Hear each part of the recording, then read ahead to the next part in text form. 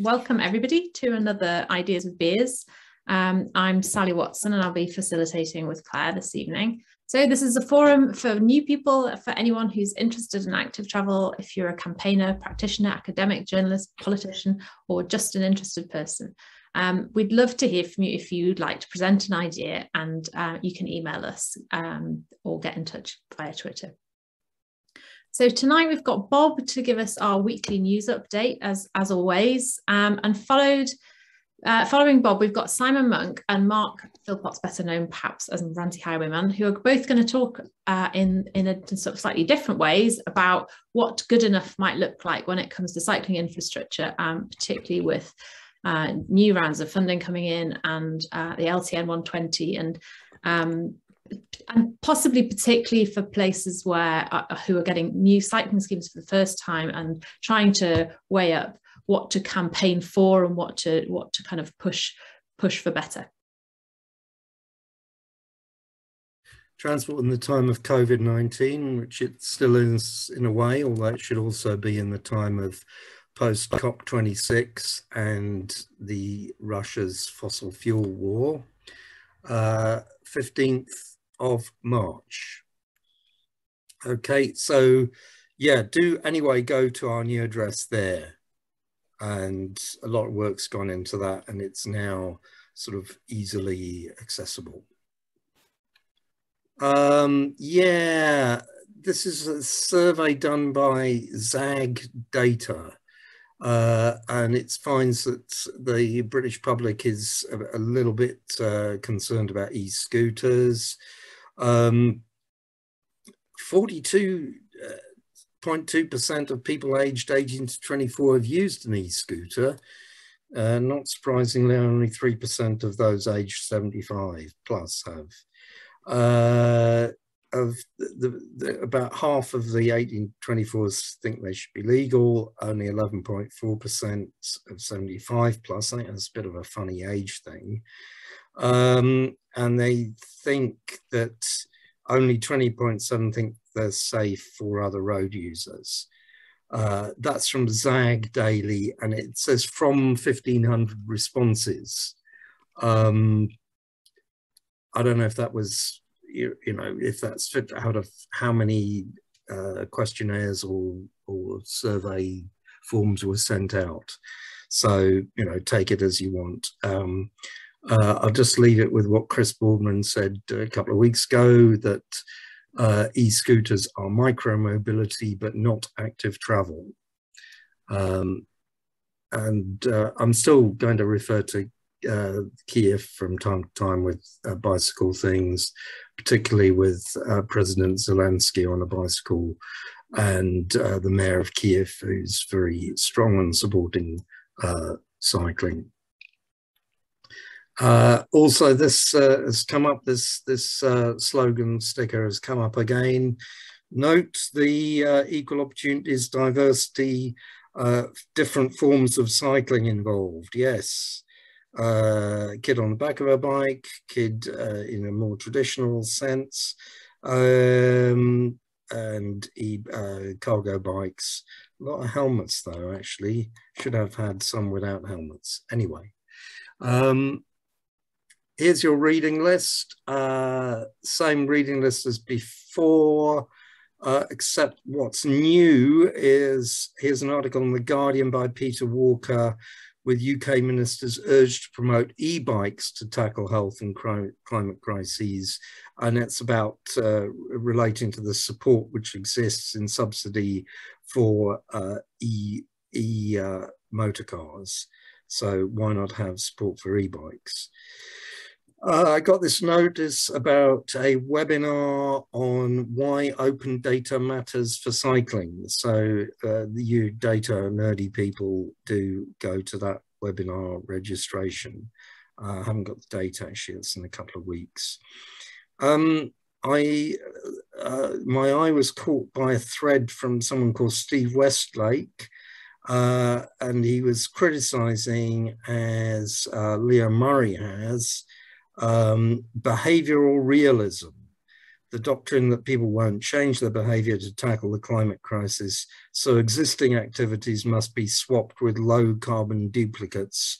So, for example, EVs instead of ordinary cars. And of course, we believe that you need to reduce car use as well as shift from internal combustion engines to electric vehicles. He says behavioral realism props up power structures and protects high emitters and elites. So look at that Twitter thread. I thought it was quite good. Here's an article which has come up on the lifetime cost of driving a car. Nice quote, motorists underestimate the full private costs of car ownership, that's cost for them, while policymakers and planners underestimate the social costs, which are more important for us. Don't forget this conference on 27th of April on transport appraisal and carbon. It's got Professors Gillian Annabel, Phil Goodwin et al. So do have a look at that. And also the job at Transport Action Network, which is, I think, still being advertised. Do have a look at that. Okay, on active travel fund bid allocations, I quoted this from Mark. It's over 9 months since Council sent active travel fund phase 3 bids to Department for Transport to be spent supposedly by the end of this month. I know Active Travel England has been reviewing them, but 2 months ago, the minister said they intended to announce the results shortly. Mark, have you got anything you want to say to add on to that?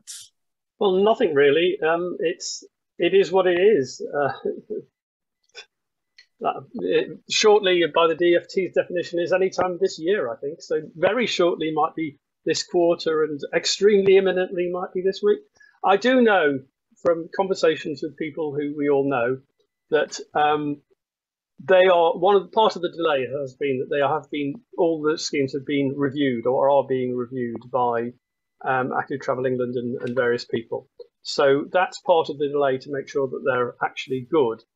But that's about, that's only going to be a small part of the delay.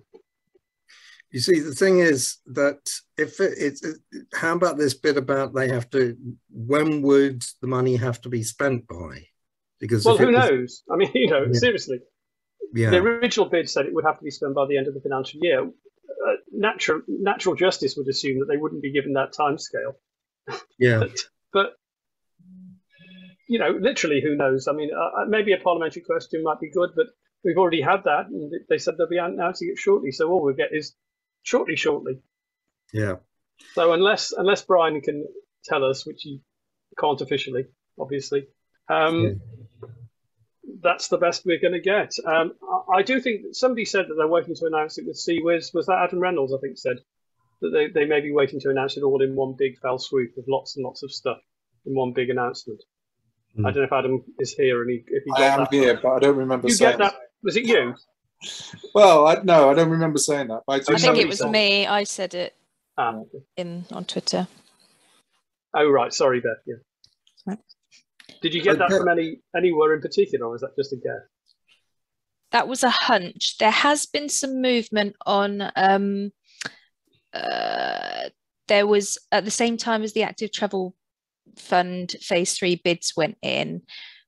Councils were also invited to bid for money for a feasibility study for mini Hollands. There has been some movement on that, which makes me think that there might be some Active Travel Fund announcements soon as well. Yeah, and they've also been invited at the same time to bid for the social prescribing pilots, and that money's been allocated because I'm working on one of those. Right. Okay. So some of it's the infrastructure stuff that's taking longer. And that is presumably Active Travel England. Okay, let me crack on with that. Mark, do let us know about stuff like the social prescription stuff as it comes through, if you feel you can, or whenever you can. Well, I can. It's public. I'll put a link to it. Yeah. Okay. If I can carry on in the UK. Okay, now this is something from Oxford.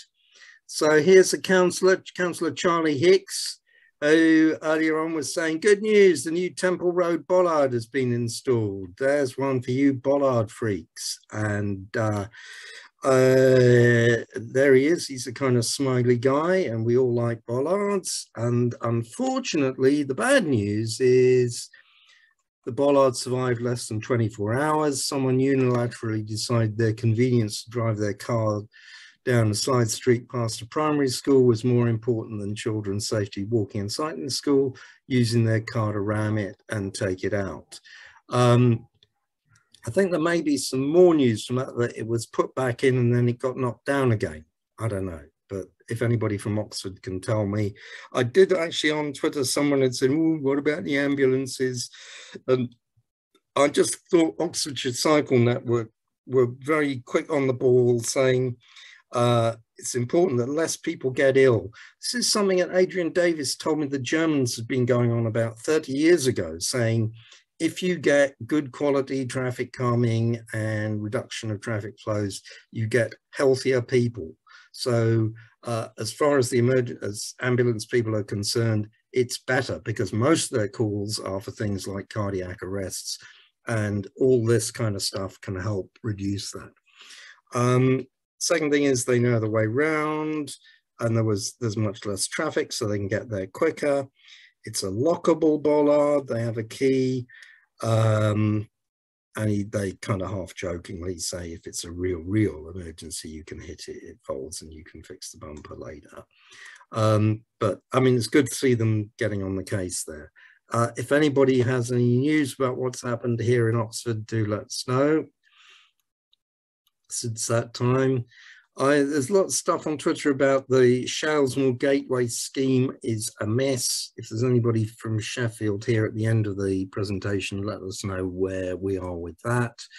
And Dame Sarah Stories, the new active travel commissioner in Manchester since Chris Boardman has gone.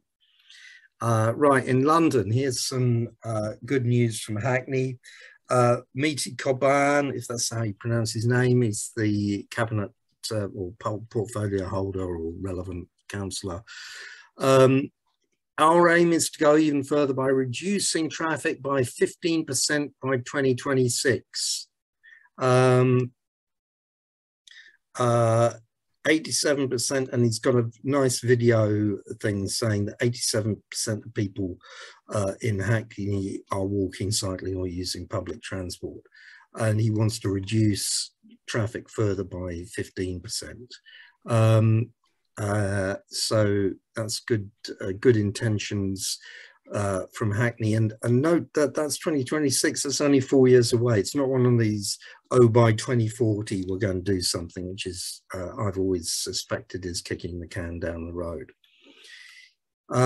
Greenwich warned its faces losing its funding over its axing of the low traffic neighbourhood. I talked about that last week.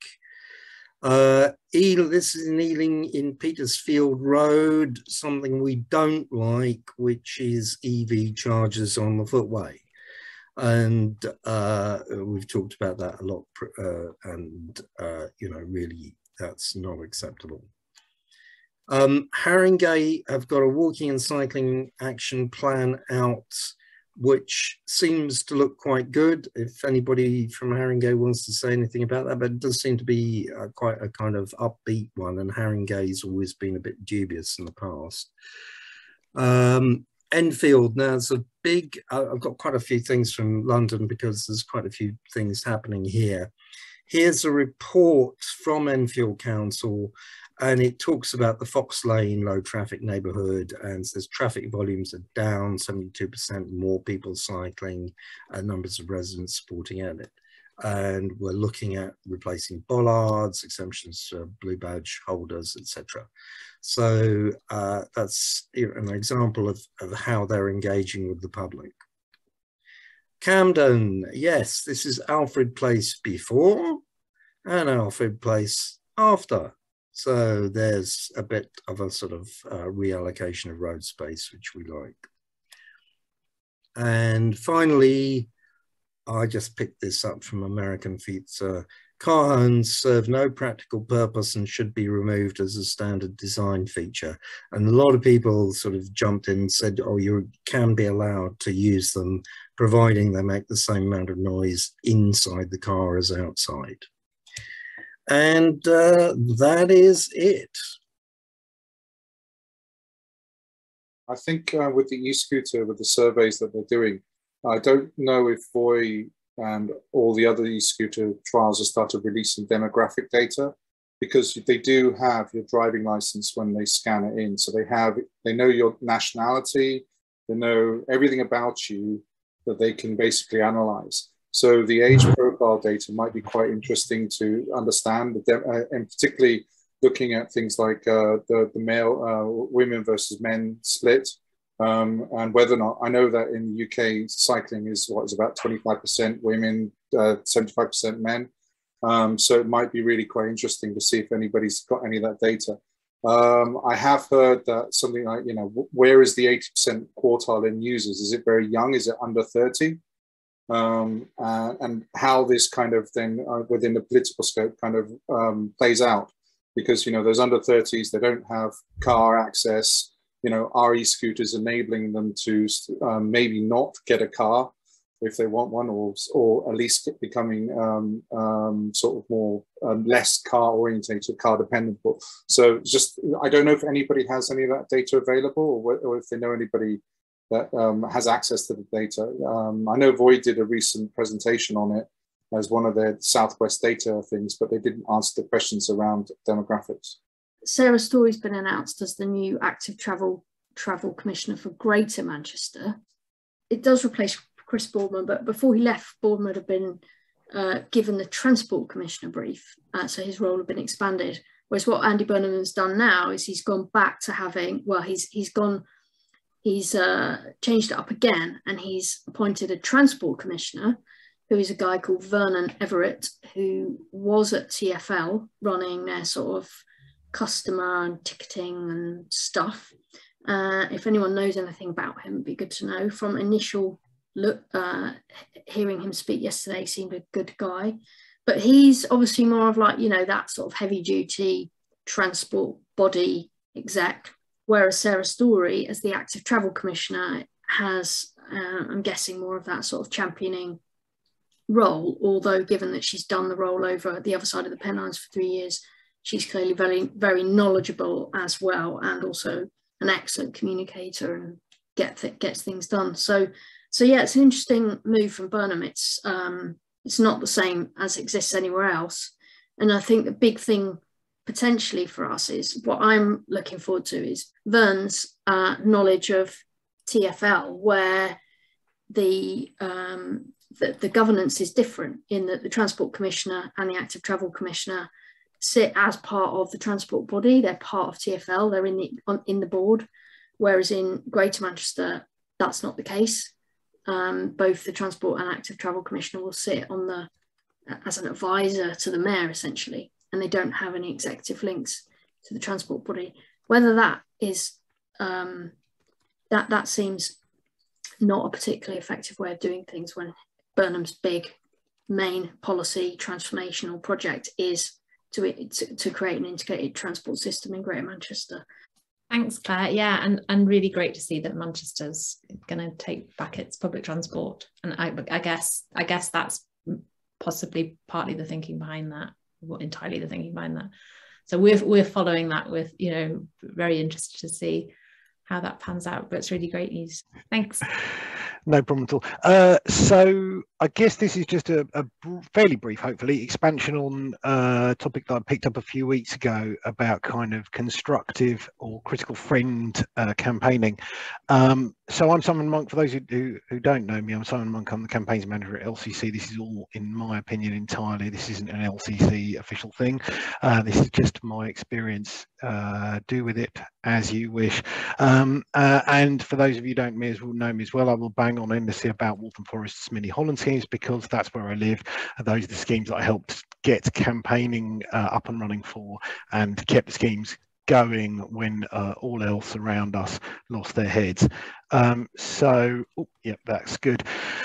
So I wanted to talk really today very briefly about that line that you draw between when a scheme hits a quality bar and when you actually oppose it as a campaigner, as it were.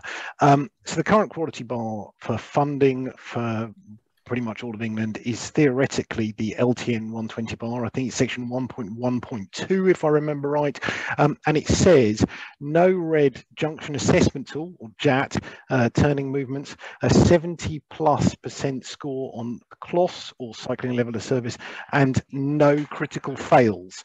This is all very technical language, but essentially as Brian Deegan once said to me, if you're over 70% on the CLOS score, that probably means you're in Holland. So we're talking about a very high quality bar, and probably, at my guess, not a single scheme that has been delivered since LTN 120 came out, apart from possibly maybe one of the Manchester Cyclops schemes or something like that, has hit that quality bar yet. So what we have is a quality bar that is there theoretically for funding, but no one is actually reliably hitting it on a regular basis.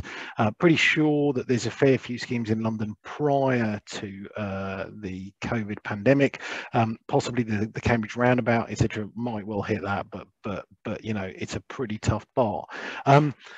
And I think it's really important to, you know, when you have a local authority that is starting out on this process of doing stuff, you know, that we don't make perfect the enemy of good. We don't just say, well, you didn't hit the LTN 120 funding bar, you shouldn't even be funded, you should just go back to square one.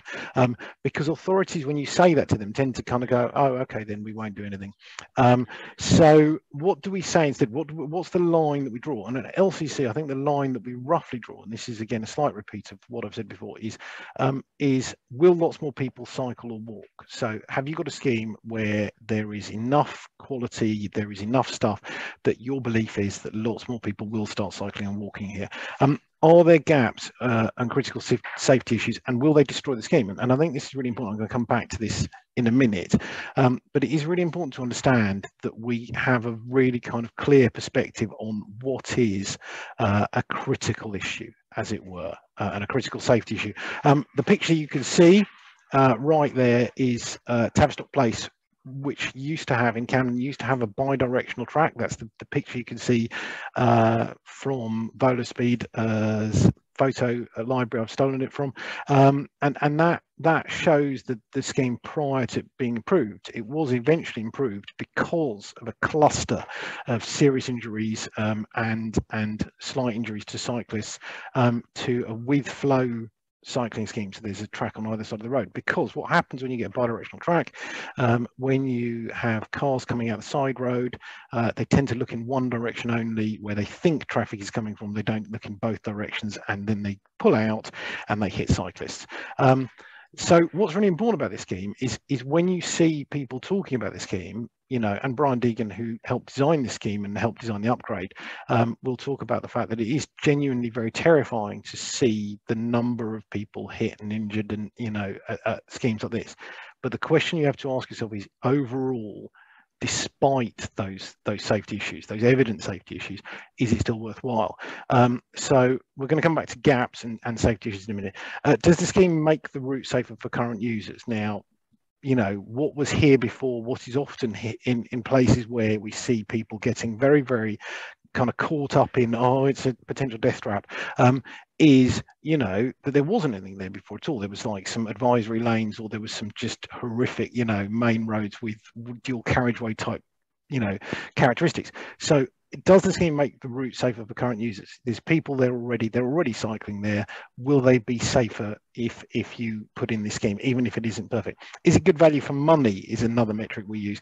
So, you know, sometimes you just want a local authority to start doing stuff, and maybe that scheme is a bit rubbish, but it is actually, you know, cheap. and so they're spending some money, not much, but they're spending some money. You get a mildly good outcome, but actually overall it's good value for money, and therefore we'll let that scheme pass. Is it a big leap for that borough? You know, so we've just had a good example of this. Redbridge in East London hasn't done anything for ages, suddenly has done 4 cycle tracks. All of them give up at all the junctions. 2 of the junctions are horrors. But this is a borough that has not done anything for a long time. And so I had to have a conversation with the borough group, which is a really difficult and really hard conversation. I can totally understand their concerns, and they were very concerned about the junctions, and I'm very concerned about the junctions. But overall, we made the kind of decision together to say, we will support the scheme, but the junctions are a real concern.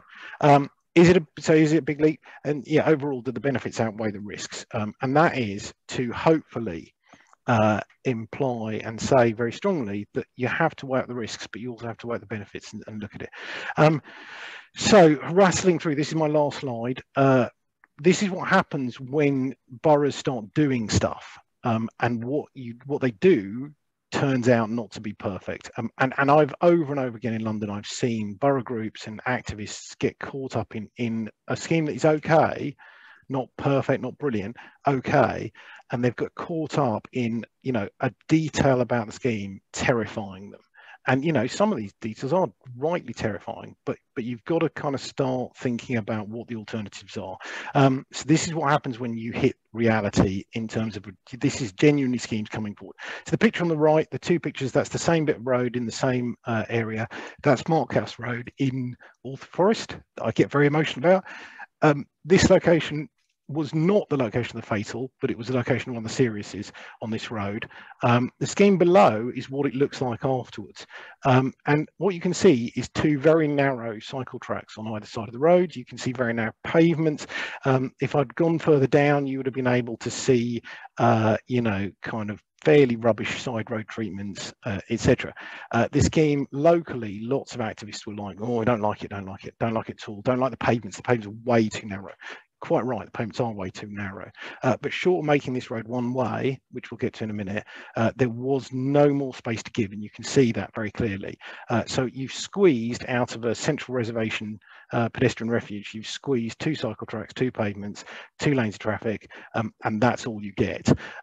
But flipping heck, was it way better than what was there before. So let's talk about reality. Computer says no, officers and councillors. This is what we face over and over and over again, wherever we go, you know, is here's 50 reasons why not to do a scheme. So you've got to be very aware that when you're going into a council that hasn't done much of anything and they're starting to do stuff, there will be the temptation for councillors, officers and campaigners to say, oh, we can't do that, we can't do this, we can't be bold, we can't do something different, etc. So you're fighting to overcome councillors and officers who will find reasons not to do a scheme. And so saying yes, do it, make it better, but do it is really important.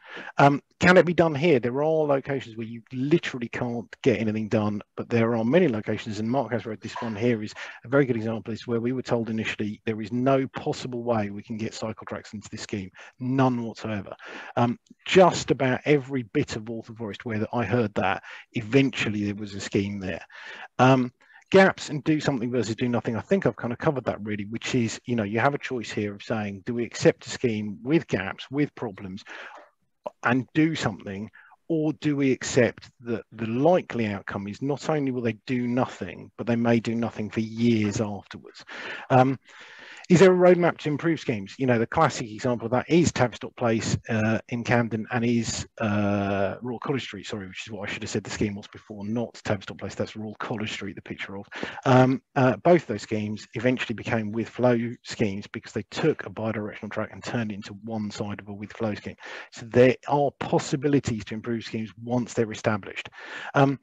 Is the direction of the council to upgrade a weekend? So you get the scheme. You know, this is a classic example. I'm talking to folks in Barnet right now. They've got a scheme in for the first time ever. You know, it's a cycle track on the A1000, and they've got it in. It's stayed in, but the councillors are immediately saying, "Oh, we've had some concerns from businesses. Can we take out half the ones and replace them with parking spaces? Can we do this? Can we do that?" So there's a lot of that stuff will go on. So again, say yes, and then say yes, and now make it better.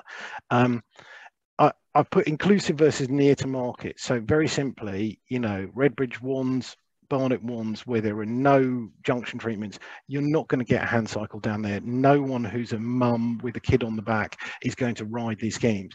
But again, it will get a whole load of people who are mammals who look like me, or potential mammals to be who look like me, cycling, and that starts a ball rolling. So sometimes, again, I would recommend, even if the scheme is not inclusive, get it in and make it inclusive as quickly as you can do, if that's the way forward for that council. Junctions, bidirectional bus stops, road danger. Is it really a potential death trap I've put here? For those of you who can remember That's Life and Esther Ranson. But really, you know, you need to be very clear about what is actually a death trap and what is a safety risk of some concern. What happens when you say no? I think I've said this, you know, if you say no now, are you going to wait for ages for the next scheme, for a revision of the scheme? Are you putting everything back? Or do you bootstrap schemes in a climate crisis and move fast and learn as you go? Finally, you know, when you start getting bold, there are opportunities. So that Mark House Road, one day, it will be a one-way or it'll be a bus gate. And when it is, there'll be a massively wider pavement there to walk on, as well as potentially wider cycle tracks. But for now, that's the best we can get, so we'll grab it. So I'm hoping this will parlay to some extent into Mark's presentation, but really this is an extended plea from me to say yes but rather than no but, generally. Jumping on from what Simon was talking about, as you'd probably expect, I'll go into a little bit more detail, but not too much. So I think it's just nice to set the scene about what we like to see. So a couple of examples: protected cycling on main roads. We like that. We like this. You've probably never heard of this one from Marine Parade in Great Yarmouth, but it's a nice little scheme. That's the kind of thing we want on the main roads. We want really nice junctions like this on the main roads. A Cyclops in Manchester. We also like these roundabouts, the first of which we've got in Cambridge. So this is great stuff. This is big ticket though, takes years of planning, a lot of effort and heartache to get built. We want safer side roads, continuous treatments, that kind of thing. Waltham Forest Claxon #1. We want to see treatments like this side streets. We want people first shopping streets. So loading outside of hours and clear the traffic out during the day, give the space back to people. Waltham Forest Claxon #2, we want to see streets like this. This one is a couple of planters and a couple of bollards. This one is a lot of expensive paving and resurfacing. Actually, they kind of do the same job. We want low traffic streets. So that one's Judd Street, it's in Pancras. That one's in Hackney somewhere. So that one there is probably a bit cheaper than this one here, but they both do the same kind of job. So to get to this future utopia that we're all after, I would say we need to start with our network. And by network, I mean, what is the walking network? What is the cycling network? What's the bus network? And what's the motoring network? They can be the same, often they need to be different.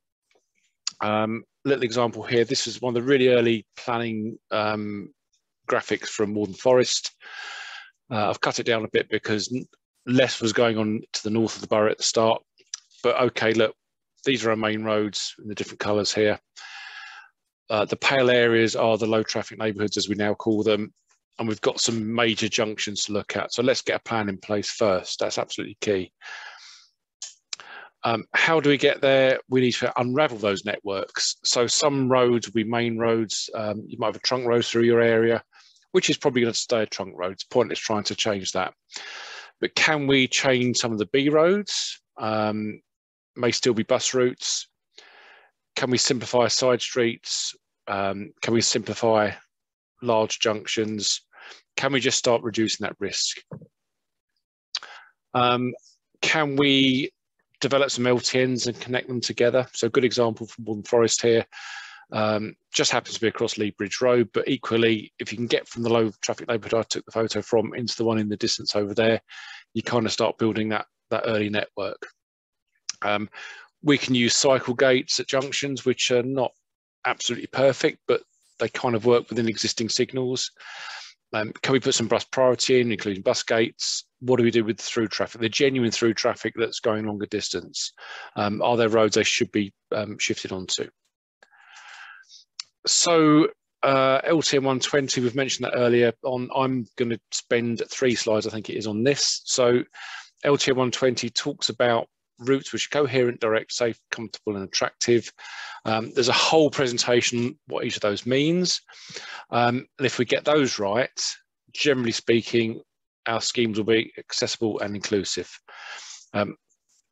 Bethnal Green, really nice little scheme here. It's a glorified set of planters, really. So we can do a lot with very little.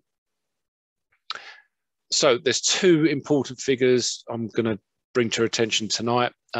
This one is about what you should do based on speed limit, traffic flow, and the type of treatment. And what you'll see very quickly, hopefully you can see it, is green is stuff that most people will cope with. Amber is it's not going to be suitable for everybody.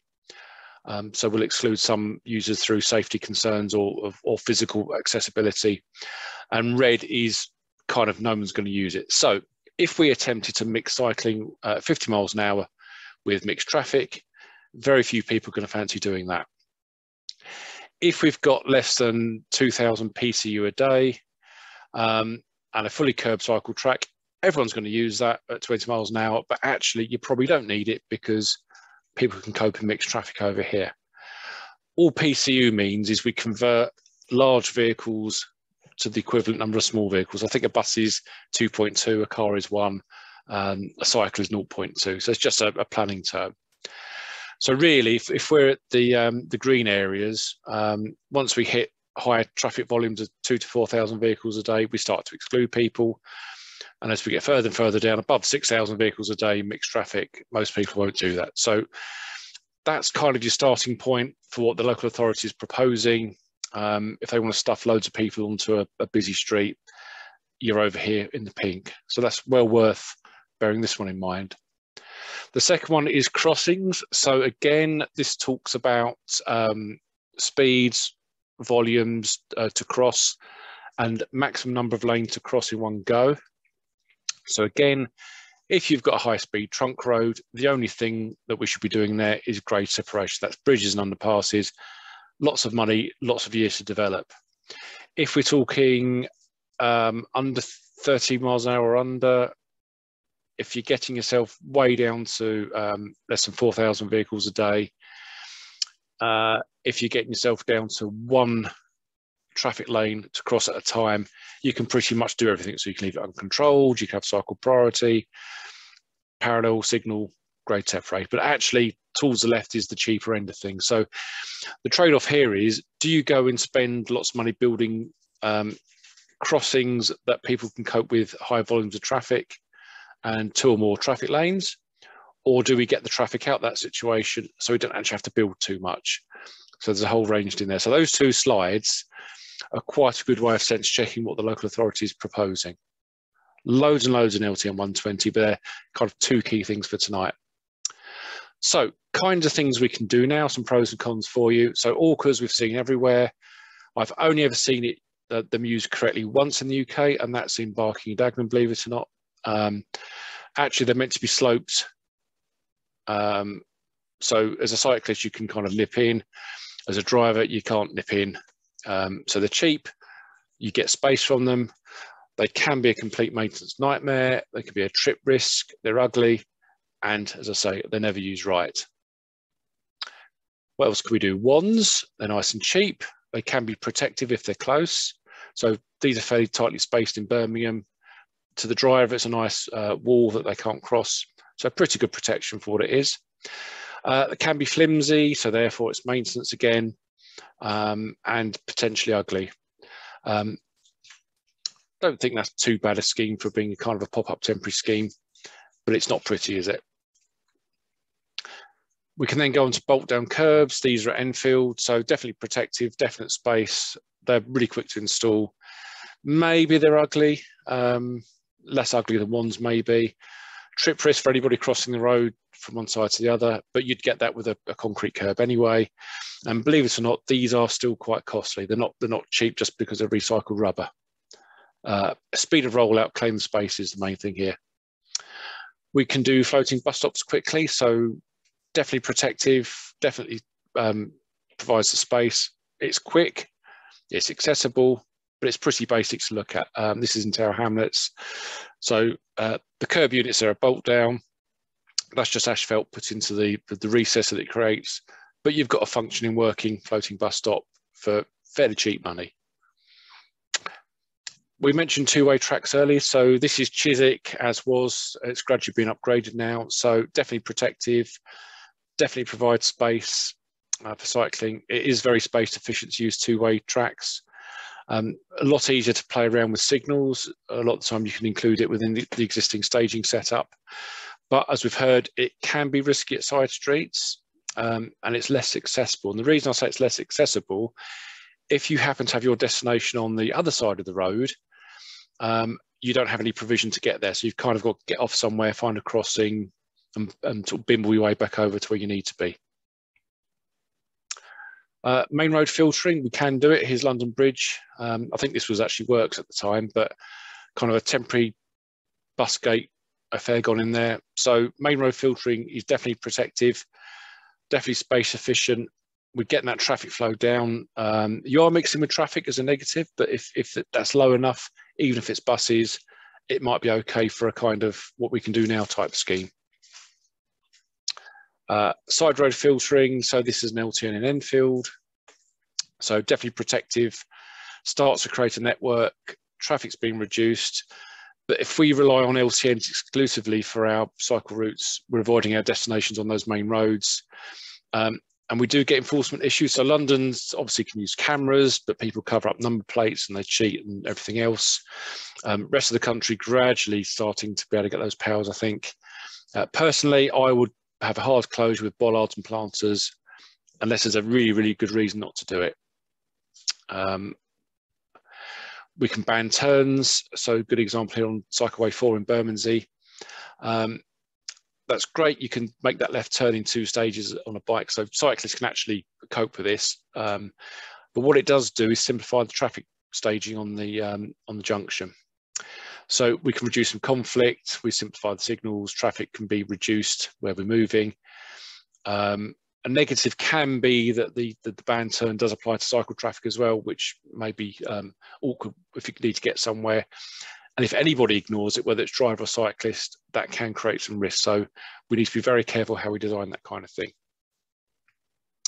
Contraflow cycling, City of London there, makes the network more permeable. Taken with one ways for the general traffic, that manages traffic over an area so we can reduce that traffic volume. Low cost, it can be the bit that you cycle on which is with flow, with general traffic, that could still be busy. And sometimes either poorly designed or poorly kind of fly loading means you end up having to go around vehicles into the oncoming stream. So got some things to think about. Let's look at the network and the networks. Let's design for the future vision. So just because we've got traffic forecasts going up, actually let's design for what we want to see.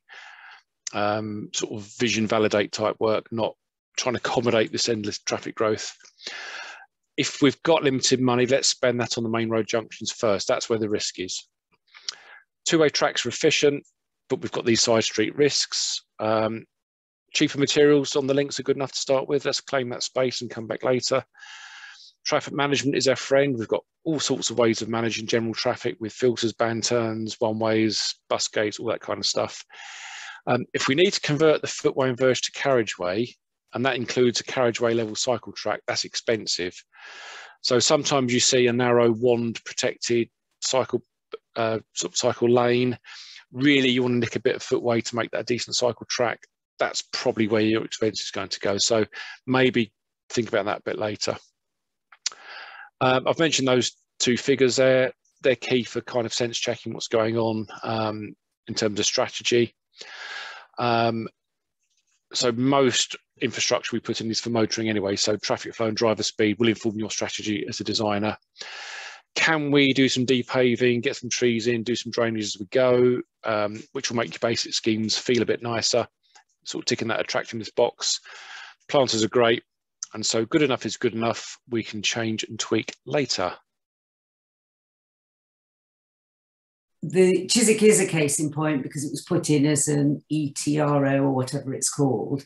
And we keep being told that the junctions cannot be changed because they are temporary all the way along Chiswick High Road where we have a bi-directional cycle track. It is fantastic. It has increased the amount of cycling. We do see a lot more parents with children. We see a lot more women on bikes.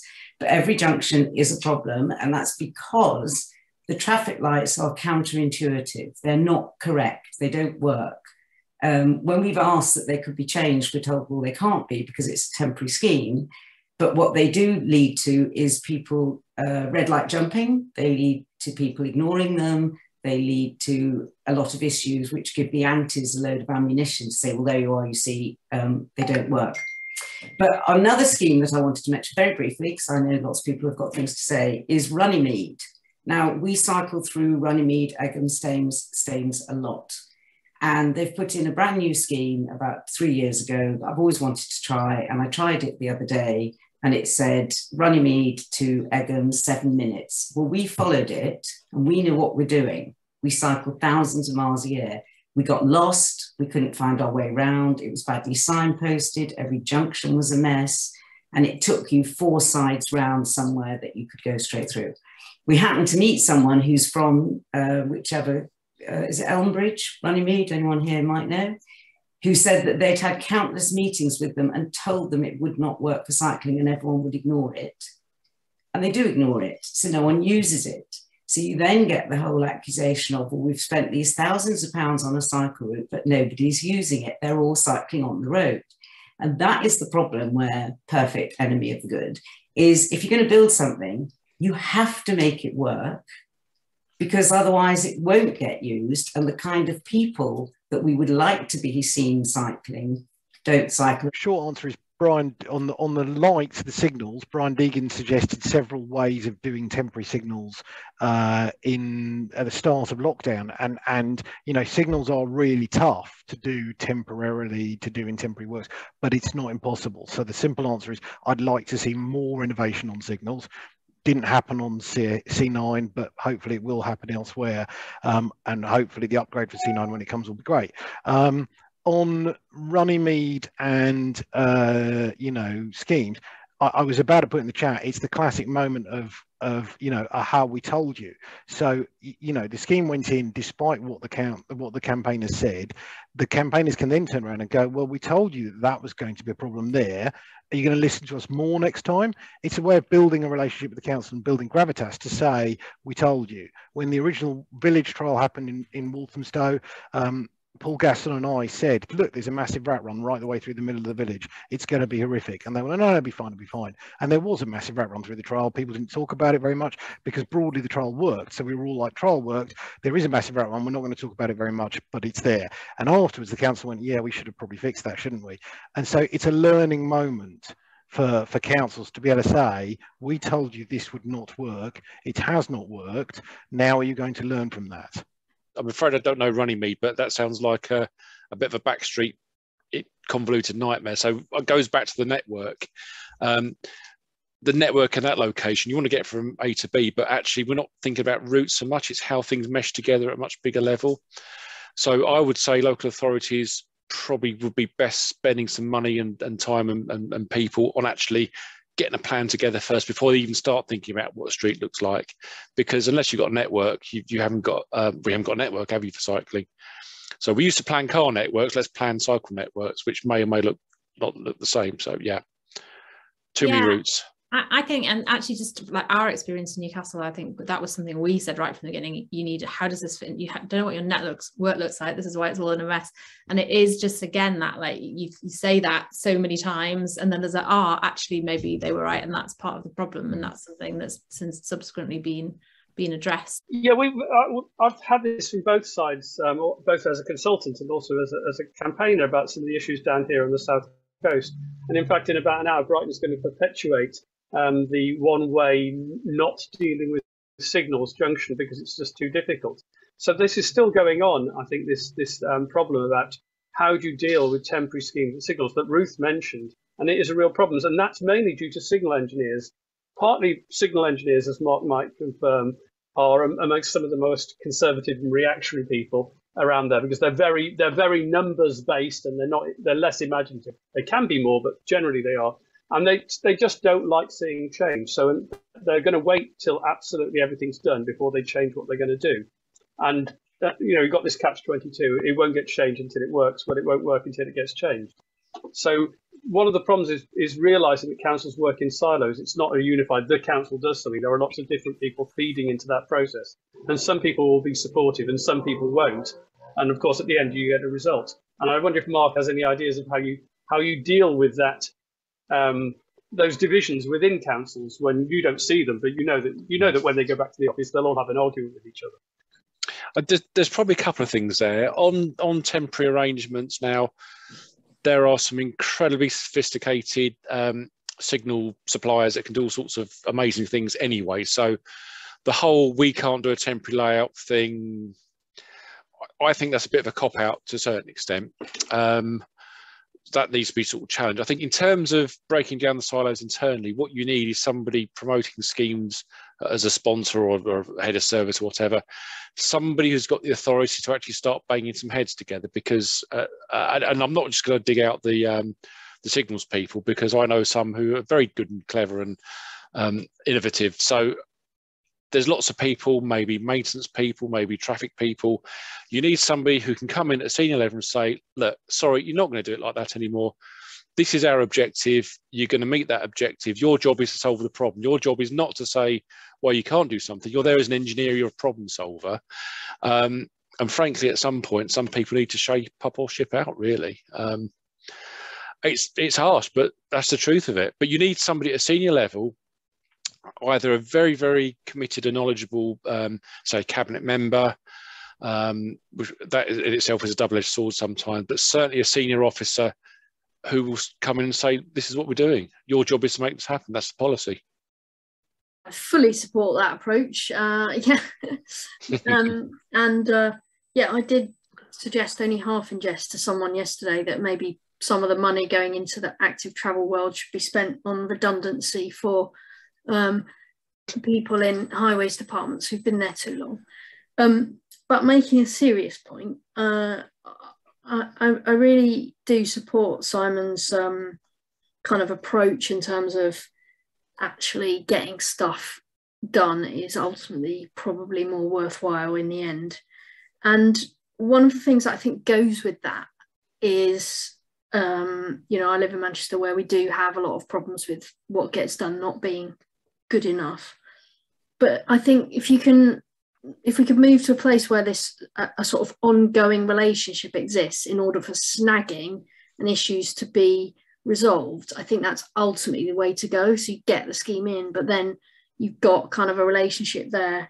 And one of our walk ride supporters recently kind of managed to get the project manager of the scheme that is happening near us to come out and ride the scheme. And honestly, I think it was really one of the biggest kind of successes that we've had, because it's really hard to argue with a crap surface and, lack of enforcement, cars parked anywhere, when you're actually riding or walking the scheme. So yeah, I think an ongoing dialogue around snagging is part of what your approach would need, Simon. And yeah, we've certainly found that is what we're trying to work towards. If you go on I think it's the We Support WF Mini Holland website rather than the Waltham Forest Cycling Campaign website, there is still a snagging list for Waltham Forest. It's up there, it's public, it's got loads of snags all over it. Schemes are not perfect, but we're talking about one of the areas that's got some of the best schemes in the country. We've still got a long list of snags to go. But yeah, having that was very, very useful. And what happened was the council learned each new scheme, each iteration, learned a bunch of new stuff. And a lot of it was, quite granular detail about forgiving curbs and about how not to roll a surface and things like that. And some of it was big stuff, but yeah, very, very valuable. Totally agree, Claire. Just picking up on that, I mean, we have similarly, there's lots of problems with schemes, and as they've gone on, the council have learned and they've got better and better, but they don't rarely, if ever, go back and address the problems. They move that learning on to the next one, which is, you know, I just wondered whether in Waltham Forest, have they gone back and fixed any of the problems, or are they just moving on? So, some they've gone back, but not as many as we would want. and some of them are, you know, there's an ongoing series of issues that are quite big issues that are just going to have to wait until we have an even bolder, you know, situation than we currently have, despite that being a bit of an odd thing for lots of other people, I guess. 2 points, really. One is about walking networks. I'm pleased that they were mentioned, but they're incredibly important. I mean, I would say as important as cycling networks in getting people walking to their destinations. You really need to consider the whole journey and how you navigate it. Rounders, low traffic neighbourhoods have been incredibly helpful in that. And so we started developing a walking network in central London, which we've now extended to Islington and Hackney as a way of getting people going through seeing how to navigate the low traffic neighbourhoods. We've been out with Paul Gasson who's been mentioned several times in Waltham Forest. And the thing you see there is people walking on the street. And as soon as they start walking in the carriageway, you really feel that you're getting through to people having an enjoyable walk. And I just wondered, so this is my first question, I just wondered if anybody had any thoughts about what level of traffic you needed to get down to for people to walk in the middle of the street and really enjoy it. And my second point was going back to the discussion of junctions and LTNs. In Islington, we have a real problem with TfL, that we can't create our LTNs unless we unban some junctions. The TfL engineers are proving to be incredibly stubborn. And actually, they're increasing danger. They're just looking at the one focal point of the junction and saying we're going to make that absolutely perfect, not thinking about what the consequences might be elsewhere in the inability to tame side roads. So 2 questions there, this junctions versus creating an LTN problem, and what sort of level of traffic do we need to get down to for people to really enjoy walking? I guess it's quite low. I mean, for kind of mixed cycling, if you're down to 2,000 vehicles a day, that's kind of okay. I would suspect probably walking is probably going to be about a quarter of that. So let's say down to about 500 a day, will really get that sort of quietness that you're seeking there.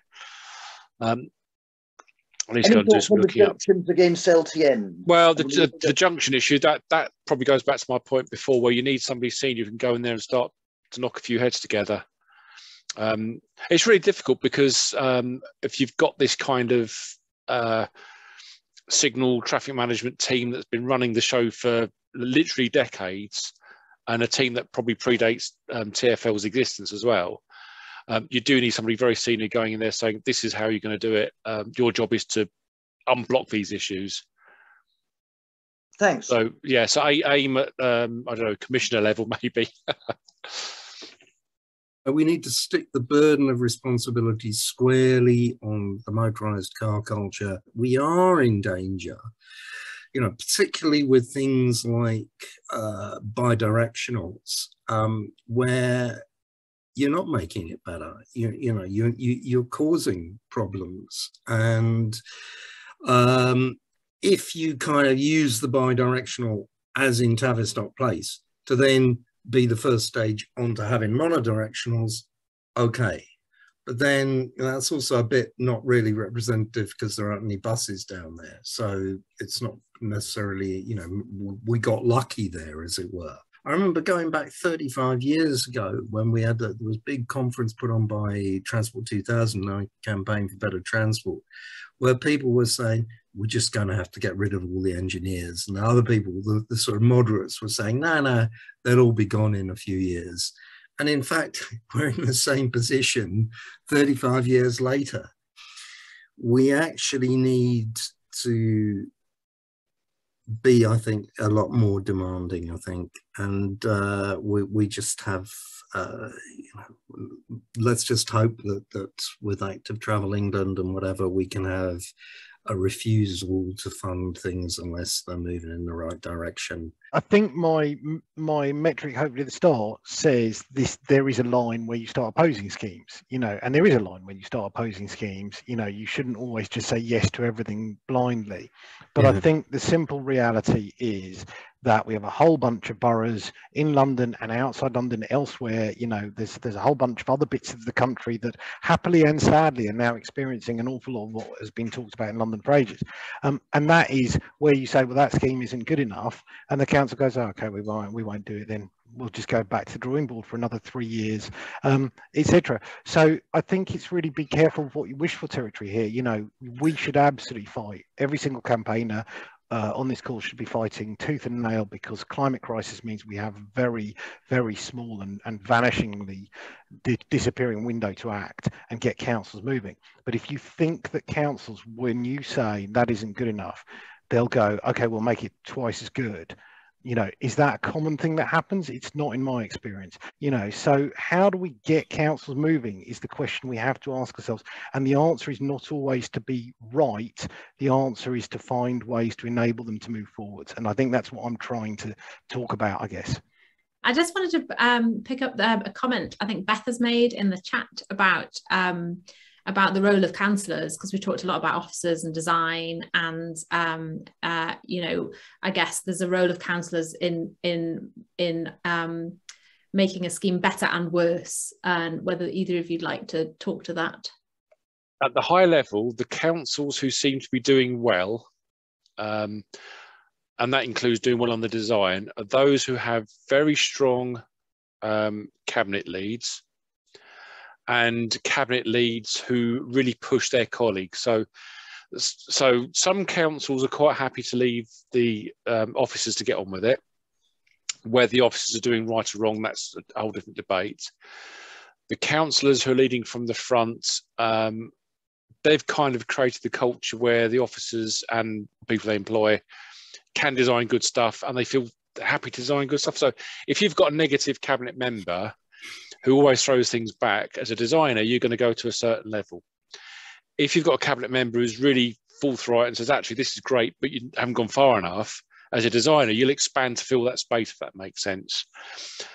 If that cabinet member is then the person talking to the ward councillors, so, right, this is going in for this reason behind closed doors, that's where you want to be. That's the ideal sort of cabinet member, if you like. It's a double-edged sword, because sometimes they become very interested in the detail, like too interested in the detail. But that's kind of where you want to get council. So you want a cabinet member that knows what they're talking about. They don't need to know the technical stuff, but they understand the policy. And a cabinet member who's willing to talk to ward councillors to get them on side. It's not really the officer's job to convince councillors to do stuff. They're there to put policy in. Pretty much agree. So LCC, we're about a week and a half away from launching our local elections campaign, and the campaign is absolutely aimed at council leaders. So I'm going to go one step up from where Mark said, which is, it's the portfolio holder and it's the council leader who will set the agenda for every single council in England, and certainly in London. If you've got a council leader or who says yes, go for it, to the cabinet lead, says yeah, I'll back you, then you'll suddenly start seeing loads of delivery. If the council leader or the portfolio holder are like, oh yes, 10 people emailed in, better pull that scheme, then you can have all the rock star engineers and designers you want and they won't get anything done. So what you tend to see is the same names and the same people who are engineers and designers who are really good cropping up in places wherever they have a cabinet lead and a portfolio holder and a leader who are backing them, because they know they can do good schemes and they won't sit in Westminster or Hillingdon or whatever forever, because they won't get anything done. So you can have good officers, bad councillors will just stop them from progressing anywhere. So yeah, it is all about the council leadership. I wonder whether either of you had anything to sort of suggest about kind of educating councillors. I mean, obviously, as campaign groups, we're all trying to feed all these messages all the time, but it's like if it's not your primary interest, then I think for a lot of councillors, and particularly ward councillors, who it's not even their portfolio, you know, is there a role for somebody to create a resource which is just for councillors? Does that exist anywhere? You've got the Cambridgeshire guide, haven't you? We've got, I think they had a bit of an aim towards councillors and policymakers. There's a couple other bits and pieces. So the LTN guide, that's got something aimed at councillors, hasn't it? I'm sure Simon will chime in on that one. But yeah, I mean, maybe there needs to be I think maybe not make it about cycling. I know we're kind of talking about cycling tonight, but there's much bigger things we're talking about here. So try and, I mean, almost you want to hide your peas under your potato here, don't you? And not talk about cycling at all if you can get away with it. Labour Cycles as a group do hold meetings with councillors. Like there is gear change document, LTN 120, there's some good charts and things like that. My experience is councillors, I hate to say this, but councillors don't generally tend to read a lot of stuff. They've got plenty of enough papers that they have to read already. One-on-one bike rides. If I could get every single campaign in the whole of the UK to do one thing, it would probably be one-on-one bike rides. Show your councillor, your council leader, the worst bit of the area you can reach from the town hall quickest, and the best bit. Say, you know, look, you did this thing in 1983 and it's quite nice and it works. You could do more of those things, you know, again. And oh, by the way, we nearly killed you when you were riding down this road. You know, how did that feel when the 3 lorries turned left straight across you, etc. So having those experiences viscerally with not a massive phalanx of like minders and whatever, as whenever we've seen that done, it's worked like a blinder. I'm based in Stockport, and the problem I have when I keep challenging my council is they say that LTN 120 is just guidance and that you therefore don't have to adhere to it. So have you got any advice about how we challenge this? They're saying that they can put bollard spacings in at 1.2 metres instead of the required 1.5 metres.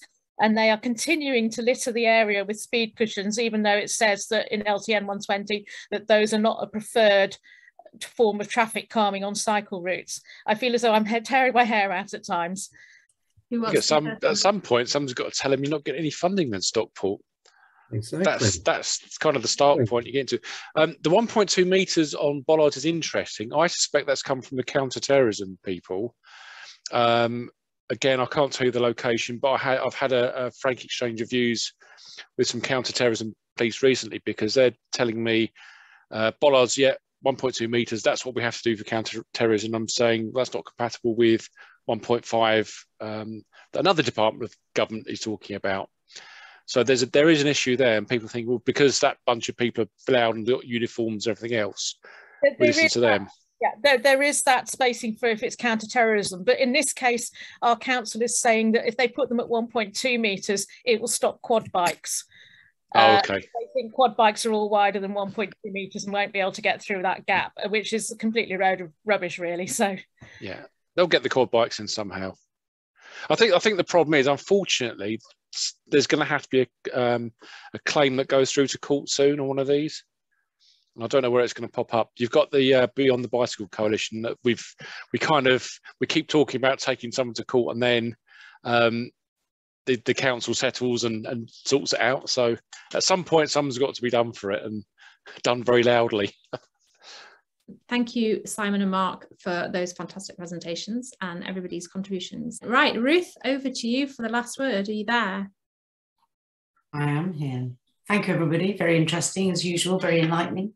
Yes, well, there was traffic lights. I do think we need Bryn, is it the other Bryn back, who did a talk on signs and signage, because obviously as we are moving forward with new cycle infrastructure and walking infrastructure and the new highway code, really whoever is in charge of road signs, traffic signs, we need them to redesign things such that councils can implement them, because that's obviously a big issue, like being able to turn left when the lights are red, if the pedestrian's right is red, etc.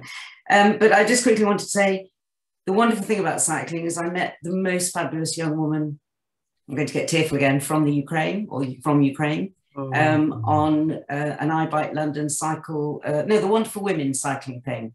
And we've met again since, and it's just the power of cycling, because you randomly cycle alongside somebody and you get to ask them, where are you from, what's your name, blah, blah, blah, and you chat to them, and she's the most fantastic person. I've met her since cycling. And, you know, we just know that cycling is just amazing for those of us who do it. And yes, I know walking is as well, David Harrison, but it's just, the joy of cycling is incomparable. And our hearts will go out to the people from Ukraine. Thank you, everybody.